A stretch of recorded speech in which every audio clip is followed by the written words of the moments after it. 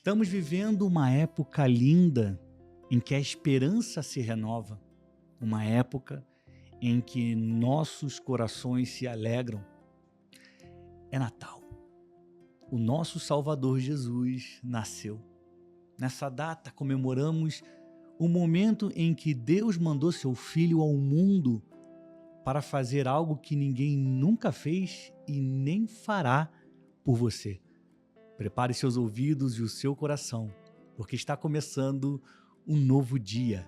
E agora é a série de especial de Natal.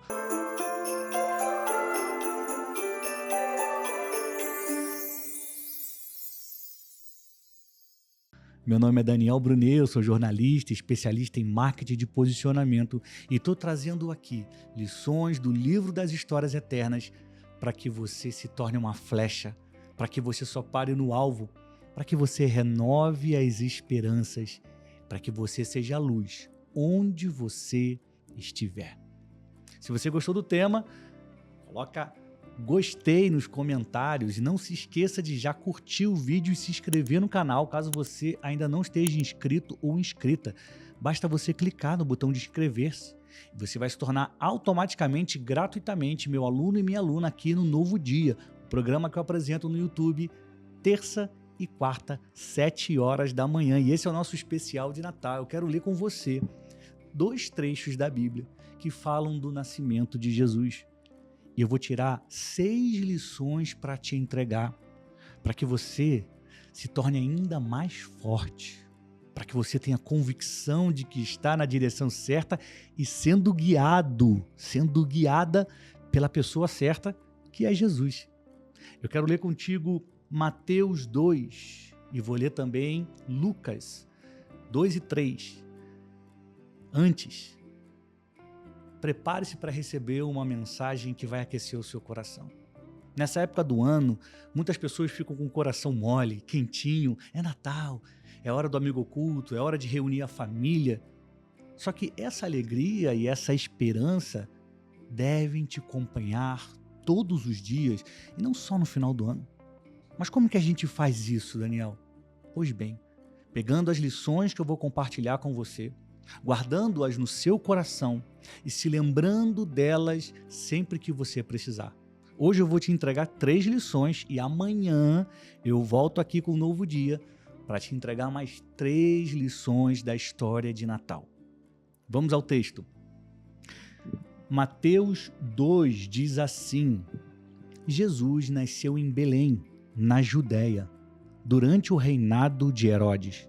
Por esse tempo, alguns sábios da terra do Oriente chegaram a Jerusalém e perguntaram: onde está o recém-nascido rei dos judeus? Vimos sua estrela no Oriente e viemos adorá-lo. Aqui tem 2 informações geográficas que nem todo mundo consegue entender, mas diz que Jesus nasceu em Belém, na Judéia, e os sábios estavam em Jerusalém. São 2 regiões distantes umas das outras. Talvez é como se fosse a distância entre Rio de Janeiro e Minas Gerais. Um pouco mais, um pouco menos, mas era distante. E naquela época, eles tinham que atravessar esses quilômetros sobre o lombo de alguns animais. Era uma viagem que demorava. Mas ainda assim, eles tinham uma direção. Eles chegaram em Jerusalém achando que o Salvador, o Cristo, tinha nascido por ali, mas eles foram guiados até o real local do nascimento de Jesus. É o que nós vamos entender agora. Só para você entender que os sábios chegaram numa região, mas não era bem lá. E para chegar onde eles precisavam estar para ver Jesus nascendo, eles tiveram que se deslocar, tiveram que ser guiados por uma estrela. Seguindo o texto. Ao ouvir isso, o rei Herodes ficou perturbado, e com ele todo o povo de Jerusalém. Reuniu os principais sacerdotes e os mestres da lei e lhes perguntou: onde nascerá o Cristo? Eles responderam: em Belém da Judéia, pois assim escreveu o profeta. E você, Belém, na terra de Judá, não é a menor entre as principais cidades de Judá, pois de você virá um governante que será o pastor do meu povo, Israel. Então Herodes convocou os sábios em segredo e soube por eles o momento em que a estrela tinha aparecido. Vão a Belém e procurem o menino com atenção, disse ele. Quando o encontrarem, voltem e digam-me para que eu vá e também o adore. Você conhece a história, você sabe que Herodes não queria adorar nada a Jesus, né? Ele estava morrendo de medo de perder o posto dele. Porque a informação que chegou é que havia nascido o rei dos judeus. E quem não entendeu essa mensagem passou a acreditar que esse menino seria um rei político, que acabaria com o Império Romano, que tomaria o lugar de Herodes. Herodes ficou com medo de ser destituído, de deixar de ser rei e em seu lugar reinar esse menino que estava nascendo. Vamos agora para Lucas 2. O interessante de ler os evangelhos, Mateus conta de um jeito, Lucas conta de um outro. Isso é maravilhoso, porque cada um vai acrescentando um detalhe e algo que nos faz aprender mais sobre a história de Jesus. Lucas 2 diz assim: naqueles dias, o imperador Augusto decretou um recenseamento em todo o Império Romano. Esse foi o primeiro recenseamento realizado quando Quirino era governador da Síria. Todos voltaram à cidade de origem para se registrar. Por ser descendente do rei Davi, José viajou da cidade de Nazaré da Galileia para Belém, na Judéia, terra natal de Davi, levando consigo Maria, sua noiva, que estava grávida. E estando eles ali, chegou a hora de nascer o bebê. Ela deu à luz seu primeiro filho, um menino. Envolveu-o em faixas de pano e deitou-o numa manjedoura, porque não havia lugar para eles na hospedaria. Na sequência da narrativa de Lucas, ele começa a falar: naquela noite havia alguns pastores nos campos próximos vigiando os rebanhos. De repente, um anjo do Senhor apareceu entre eles e o brilho da glória do Senhor os cercou. Ficaram aterrorizados, mas o anjo lhes disse: não tenham medo. Eu vou continuar essa história depois. O que eu quero chamar a atenção para você é alguns pontos da história de Jesus. Primeiro, Jesus é o Filho de Deus. Ele foi enviado ao mundo para viver entre nós, os seres humanos. Ele foi enviado para cumprir uma missão, para cumprir um propósito, assim como você está aqui para cumprir uma missão. Você tem um propósito de vida, sim, e você carrega uma mensagem.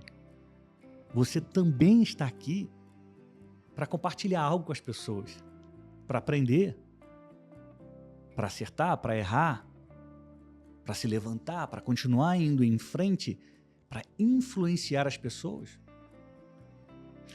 O legal da história de Jesus tem alguns pontos que a gente precisa considerar. Diz aqui: o recenseamento era um ato de contar a população. Vamos ver quantas pessoas tem no estado de São Paulo, quantas pessoas tem no estado do Rio de Janeiro. As grandes nações, o Brasil, por exemplo, está sempre fazendo censo. Chegamos agora a 214 milhões de brasileiros. Existe essa contagem. No momento em que Jesus estava nascendo, havia um recenseamento sendo feito. Por conta disso, José e Maria tiveram que sair de onde eles estavam, Nazaré, e ir para Belém, porque lá era a terra natal de José. E lá ele tinha que se apresentar e falar: olha, estou aqui, estou vivo, pode me contar aí no censo de Israel.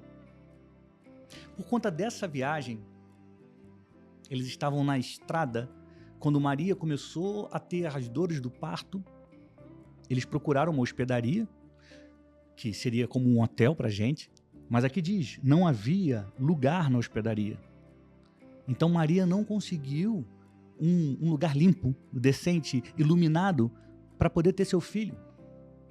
O que restou a eles foi ficar entre os animais no estábulo.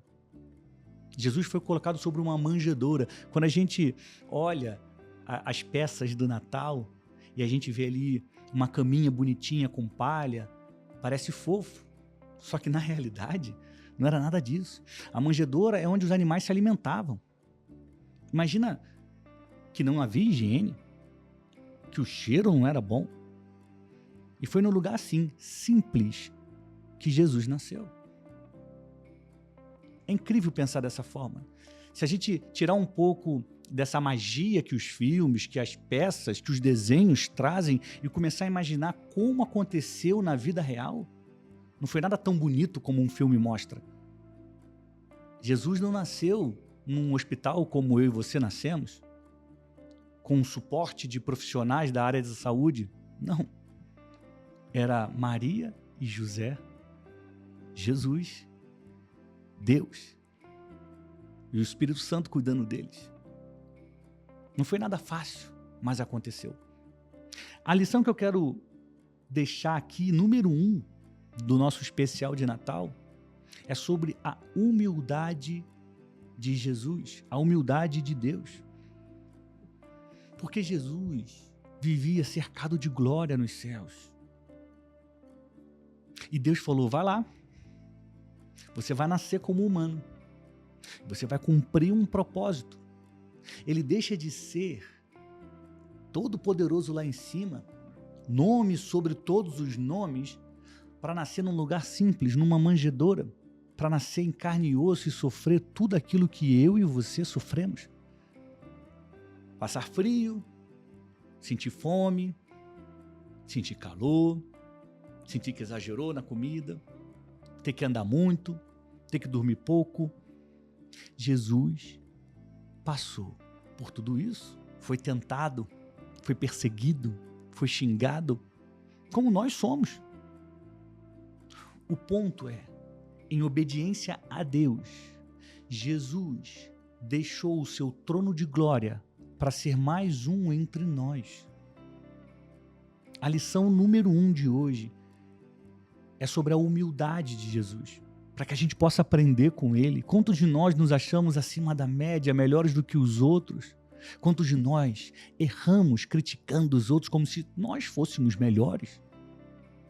E aí você vê o Rei da Glória, aquele que tem nome sobre todo nome, deixando o céu para viver na terra,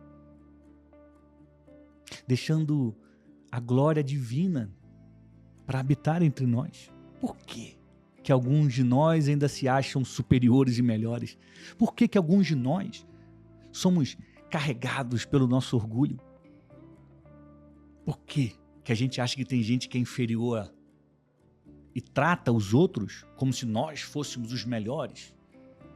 Se o próprio Jesus deixou toda a glória, toda a adoração que o cercava para vir para cá, sentir frio, sentir calor e passar por tudo aquilo que ele passou. Uma pessoa orgulhosa diria assim, eu não vou, mas de jeito nenhum. Eu andar no meio deles? Eu perder meu tempo com isso? Não, eu não. Mas Jesus não fez isso. Ele veio em obediência e por humildade. O humilde não é o simples, o pobre. Muitas pessoas acham isso. Que pessoa muito humilde ele. Quer dizer, ele é muito pobre. Ela não quer falar a palavra pobre e fala humilde. Mas humilde não é isso. Humilde é o contrário do orgulhoso. O orgulhoso acha que sabe, quer mandar. Tudo tem que ser do jeito dele. Ele não se mistura. Ele diz umas verdades. O humilde? Não. O humilde aprende. Reconhece que errou. Obedece. Segue as orientações de quem sabe mais. Respeita a autoridade. Sabe que sozinho não vai conseguir e por isso busca estar com as pessoas. Essa é a lição número 1. A humildade de Deus, que ficou nítida quando Jesus vem ao mundo como um menino e nasce numa manjedoura, num lugar simples. Que possamos ser humildes daqui para frente. Talvez você possa até pensar, não, Daniel, mas eu não sou orgulhoso não, eu sou humilde. Examine o seu coração todos os dias. Eu faço isso, falo, será que eu estou pensando dessa forma porque eu tenho aqui uma pontinha de orgulho? E eu peço, Deus, tira esse orgulho de mim. Quebra isso. Eu não quero ser assim, não. É do ser humano ter uma pontinha de orgulho ou um oceano de orgulho dentro de si, é da gente. A nossa tarefa é se lembrar do que Jesus fez e corrigir quem nós somos. Se a cada dia mais formos mais parecidos com Ele, se a cada dia mais a nossa forma de pensar for como a mente de Cristo, entraremos de forma definitiva no caminho da alegria, da prosperidade, da saúde, do amor, da proteção divina. Temos que ser imitadores de Cristo em tudo. Esse é o verdadeiro segredo da felicidade. Imitar a Cristo. Ser como Ele nos ensinou. Fazer o que Ele disse que nós temos que fazer. Seguir em frente, sendo guiados pelo brilho que é Jesus. Ponto número 2 da nossa aula de hoje. Eu vou reler Mateus 2, versículo 7, que diz assim: Então Herodes convocou os sábios em segredo e soube por eles o momento em que a estrela tinha aparecido. Olha só, o nascimento de Jesus é um plano de Deus. Deus falou, eu vou mandar meu filho para salvar a humanidade. E depois que ele traçou o plano, e quando chegou a hora certa, ele começou a revelar o plano dele às pessoas. O que eu quero te dizer é que Deus continua revelando os planos dele para você, para mim, para todos nós. Se nós mantivermos os nossos ouvidos sensíveis à voz dele, ele sempre vai nos dizer o que fazer, para onde ir. Sempre haverá uma estrela para nos guiar. Eu uso estrela entre aspas aqui para fazer uma menção ao texto bíblico. Mas hoje, quem nos guia é o Espírito Santo, que pode usar uma pessoa para vir nos falar algo, que pode fazer uma situação aparecer diante de nós para que a gente possa enxergar uma solução, um caminho, uma possibilidade. Mas as pessoas que não estão sensíveis à voz dele simplesmente não conseguem ouvir. Repare que Deus não revelou a Herodes. Herodes era mau. Deus revelou aos sábios. E os sábios contaram a Herodes. O plano de Deus foi revelado. O plano de Deus foi revelado a Maria e José. Um anjo apareceu e falou, José, a sua esposa vai engravidar. E o nome do menino será Jesus. Eu que estou cuidando de tudo. Perceba, Deus está sempre revelando os seus planos. Deus está sempre apontando o caminho, dizendo o que nós temos que fazer. A grande pergunta é, nós estamos prontos para ouvir o que Deus tem para dizer? Ou será que estamos muito atarefados com o nosso dia a dia, querendo prosperar, enriquecer, ser melhor, trabalhar, para dar o melhor para a nossa família, e já não nos resta tempo para ouvir a Deus? Isso é profundo. Eu me faço essa pergunta sempre, porque aqui no Estúdio Flecha, na Infinitus, a gente trabalha muito, feriado, sábado, domingo, estamos sempre pensando em coisas para realizar, mas eu não negligencio esse tempo, porque não adianta nada fazer pela força do próprio braço, quando existe um plano pronto, feito por Deus. Deus é o roteirista da vida, Ele escreveu a sua história, Ele traçou um plano de bem, não de mal para você, um plano de paz. Por que eu não vou seguir esse plano? Por que eu vou achar que o meu plano, ou então aquilo que eu vi ali num filme, ou então numa mentoria, ou então num evento, é melhor do que o plano de Deus? Repare só, eu assisto filme, eu vou à mentoria, eu vou ao evento, eu faço a minha parte, mas eu sempre pergunto, Deus, isso aqui faz parte do seu plano? É isso que eu tenho que fazer? Essa informação me parece muito boa, devo colocar em prática? Revela o teu plano para mim, porque eu não quero pisar em falso. Eu não quero pegar um caminho que parece bom.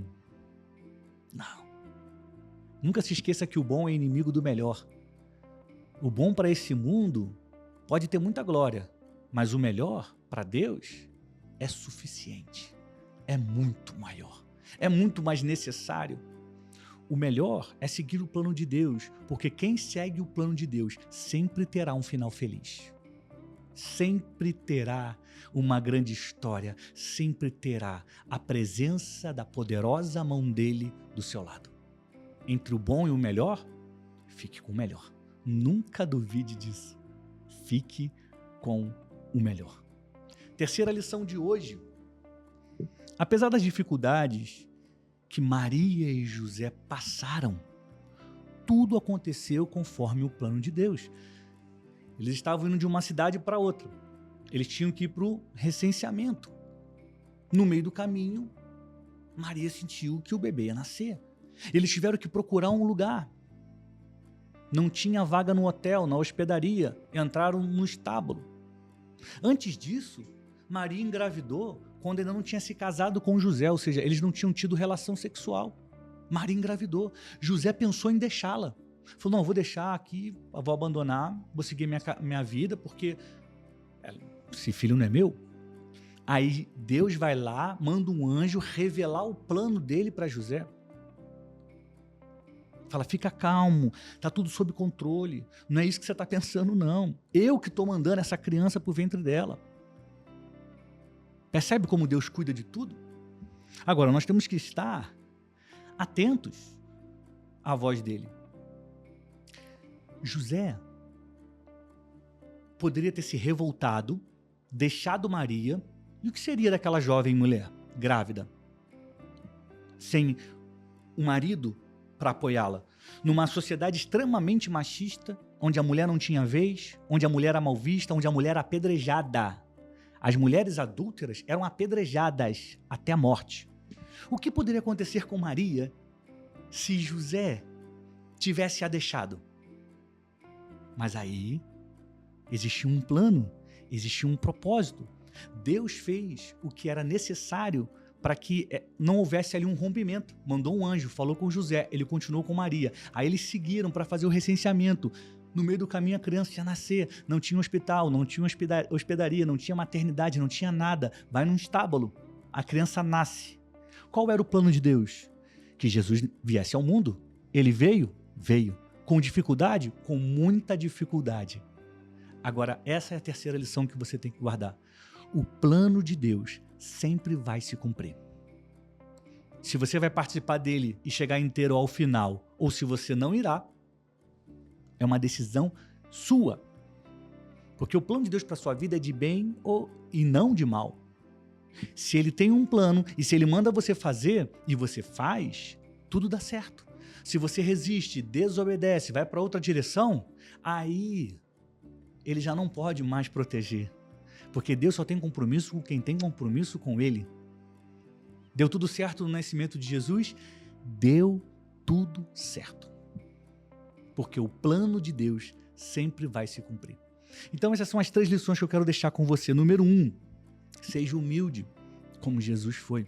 Número 2, entenda que Deus quer revelar os planos dele para você. E número 3, acredite até o fim, porque o plano de Deus sempre vai se cumprir. E aí, glória a Deus por isso. Porque o plano dele é perfeito. O plano dele é de salvação. O plano dele é para que nós tenhamos dias felizes com ele, com seu Filho Jesus e com o Espírito Santo. Eu estou chegando ao final da aula de hoje, eu volto amanhã às 7 da manhã. Eu quero te desejar um Feliz Natal. Que hoje seja um dia de paz. Que você se apegue a essas lições e a essa palavra e entenda que Deus tem um plano para a sua vida e Ele está cuidando de tudo. As dificuldades vão acontecer. José e Maria não ficaram livres das dificuldades. Eles tiveram que enfrentá-las. As vitórias têm mais valor quando há a necessidade de buscá-las. Se tudo fosse fácil, ninguém daria valor. Se tudo fosse fácil, ninguém ia estar nem aí. As dificuldades, elas trazem um brilho à sua vitória. Pode ser difícil. Às vezes, lidar com quem você não quer, estar no emprego que você está, não conseguir se dar bem com um parente. Toda dificuldade É uma oportunidade que você tem de provar que confia em Deus. Continue firme, flecha. A esperança nasceu e ela te chama de filho amado. A esperança te acompanha. A esperança te aponta a direção. E a esperança te abraça e te faz um convite. Vem comigo, beba da água da vida. Abra a porta e eu vou entrar. Deixe que eu te guie e eu te levarei para o melhor lugar. Se você aceita esse convite, digita sim aqui nos comentários. Muito obrigado pelo seu carinho, pela sua audiência, por você ter ficado comigo até aqui. Eu volto amanhã às 7 da manhã com o segundo episódio da nossa série de Natal, nosso especial de Natal aqui no Novo Dia, toda terça e quarta às 7 da manhã, compartilhando lições do livro das histórias eternas para que você se torne uma flecha, para que você se encha desse conhecimento e influencie as pessoas que estão à sua volta, para que você beba dessa água e nunca mais tenha sede. Até amanhã, Feliz Natal, saúde e paz, flecha. Tchau. A Nova Influência, a minha escola de comunicação, a minha escola de marketing digital, a minha escola de posicionamento está à sua disposição. Se você quer aprender mais sobre isso, como criar conteúdo, como crescer no Instagram, como crescer no YouTube, como se comportar da forma certa para causar uma boa impressão, como usar estratégias digitais para crescer, tudo isso está na Nova Influência. Eu vou deixar a descrição aqui embaixo. Aí você clica no link, vê lá a página e se inscreve. Você pode começar hoje mesmo a mudar completamente o rumo da sua vida, a mudar completamente o rumo da sua comunicação e do seu posicionamento. Basta você investir em você. Invista em você. Durante um ano a gente vai caminhar junto na Nova Influência. Você vai aprender muita coisa que está lá. Inclusive, eu subi a palestra do meu irmão Thiago Brunet, que ele deu na Chave de Ouro. E ele fala sobre como falar com sabedoria, sobre como se manter no auge, porque às vezes muitas pessoas conseguem um resultado bom, mas logo somem. Como você se mantém no alto? Tem uma aula sobre isso. Também tem aula do Thiago Fonseca, que fala sobre influência. Tem aula do Marco Rodrigues, e ele fala sobre conexão, incrível. Tem aula da doutora Érica Bilon, uma neurocientista que ajuda CEOs, executivos a trabalharem em alta performance. Está tudo lá na Nova Influência. É só você clicar, se inscrever e começar a estudar hoje mesmo. Começar agora a mudar a sua vida.